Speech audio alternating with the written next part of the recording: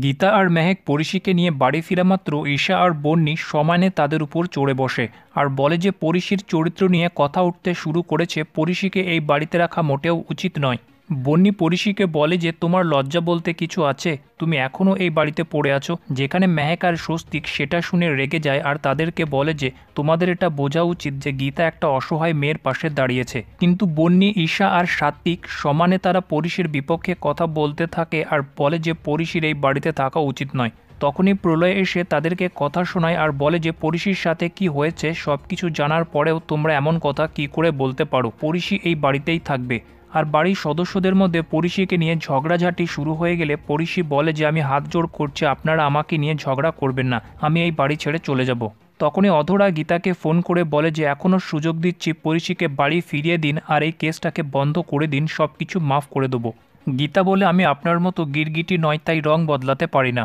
যেটা শুনে অধরা ভীষণভাবে রাগে চিৎকার করে ওঠে, কিন্তু অধরার রাগের কোনো ফল হয় না। গীতা তাকে খুব নরমভাবে কড়া জবাব দিয়ে তার মুখ বন্ধ করে দেয়। অধরা প্রচণ্ড রেগে যায় আর অধ্যয়নকে বলে যে যত টাকা খরচা হয় কর, কিন্তু গীতাকে রাস্তা থেকে উড়িয়ে দে। একটু পর বেডরুমের মধ্যে পরিশি মেহেক আর গীতাকে বলে যে বিয়ের পর তার একটা নাচের স্টেজ শো ছিল, পরিশি সেই নাচের শোটা করতে চায়। গীতা বলে হ্যাঁ, আপনার জন্য এটাই ভালো হবে, আপনি বরং নাচ প্র্যাকটিসও শুরু করে দিন। আর যা ঘটেছে সব কিছু ভুলে যান, আপনার গায়ে আমি একটা আঁচও লাগতে দেব না। তারপর গীতা স্বস্তিককে পরিশির কাছে থাকতে বলে সে পরিশির জন্য রান্না করতে চলে যায় আর পরিশি স্বস্তিকের পারফিউমের গন্ধ শুকে আবার তার ভালোবাসার গল্প বলতে শুরু করে আর বলে যে এই পরিবারের সবকিছুর সঙ্গে তার প্রেমিকের সবকিছু মিলে যাচ্ছে। অন্যদিকে অধরা অধ্যয়নকে বলে যে অ্যাডভোকেট অগ্নিজিৎ মুখার্জি অর্থাৎ গীতার শ্বশুরমশাইয়ের সঙ্গে গীতার একসময় কুকুর বিড়ালের মতো ঝগড়া হতো আর আমাদের এখন এটাকেই কাজে লাগাতে হবে।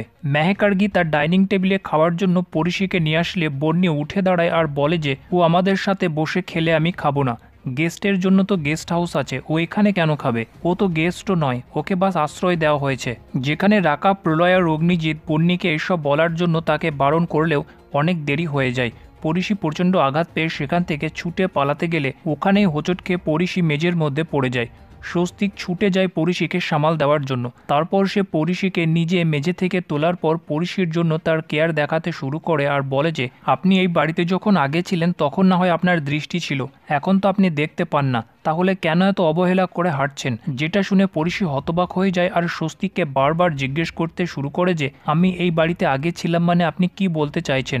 স্বস্তিক কথাটা মুখ ফসকে বলে ফেললেও পরিশি বারবার স্বস্তিকের কাছে জানতে চায় যে পরিশি কখন এই বাড়ি দেখেছিল।